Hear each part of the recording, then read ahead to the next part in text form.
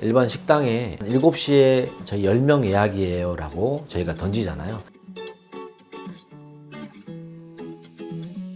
최소한 식당에서는 30분 전, 그러니까 6시 반부터 테이블 세팅을 하기 시작합니다. 보통 식당 가면 4인석 테이블이에요. 그죠? 10명이니까 4개를 세팅해야 돼요. 4개의 손님을 못 받아요. 30분 전부터. 그 예약 하나만으로 사람들을 못 받아요. 손님들을. 그럼 주방에서는 어떻게 하느냐? 모자란 그 식자재들 있죠. 그거를 좀 채워 넣습니다.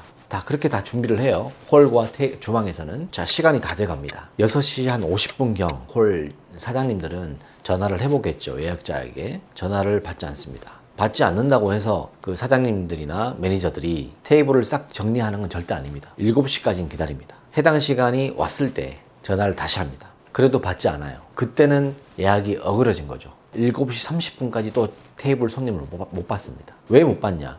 테이블 세팅해 놓은 것들을 다 정리를 해야 되기 때문에 그 시간도 있단 말이죠. 한 테이블당 객단가 5만 원 치면 4개의 테이블이죠. 1회전 돌리면은 20만 원의 손해가 생기죠. 그러면 주방에서는 모자란 식재료를 채워 넣어야 되지 않습니까? 식자재 원가율을 따져서 8만 원 정도라고 칩시다. 28만 원의 금전적인 손해가 생기죠. 손님들이 식당에 왔다가 테이블 예약된 테이블에 못 앉잖아요. 그럼 그냥 나갈 거 아니야. 이 브랜드에 대한, 이 매장에 대한 신뢰도도 물론 떨어질 것이고, 그에 대한 손해. 가장 중요한 손해는요, 매니저 또는 그 매장 사장님들이 큰 마음의 스크래치를 받는 거죠. 그게 가장 큽니다. 사실 쌍소리 안 나오겠습니까? 쌍욕 나옵니다. 욕이란 욕은 다 해주고 싶은 그 트라우마가 그 시간에서 끝나는 게 아니에요. 우짜! 노쇼 들어보셨나요? 더러운 문화 중에 하나죠. 식당에 예약을 해두고 그 시간에 잠수 타는 거죠. 오지 않거나 연락도 받지 않는. 백종원 대표도 이야기를 한번 한 적이 있던데, 문제가 심각하기 때문에 캠페인 영상도 찍어 올리고 하는 거예요.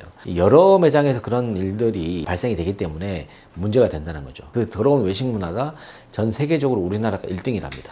원래 미국이나 뭐 이런 데가 어딘가 갈 때 꼭 예약을 해야 된다고 이야기를 들었어요. 그런 나라들은 이미 그런 문화들이 형성이 되어 있는 상태에서 약속에 대해서는 굉장히 좀 예민하게 생각을 하기 때문에 현저히 많이 적다고 제가 알고 있습니다. 어떤 데는 이제 보증금을 받거나 선입금을 받는 경우가 좀 많죠. 우리나라는 경쟁 사회잖아요. 외식만 하더라도 비슷비슷한 레스토랑들이 많기 때문에 예약을 하기 위해서 저희한테 보증금 얼마 주셔야 됩니다.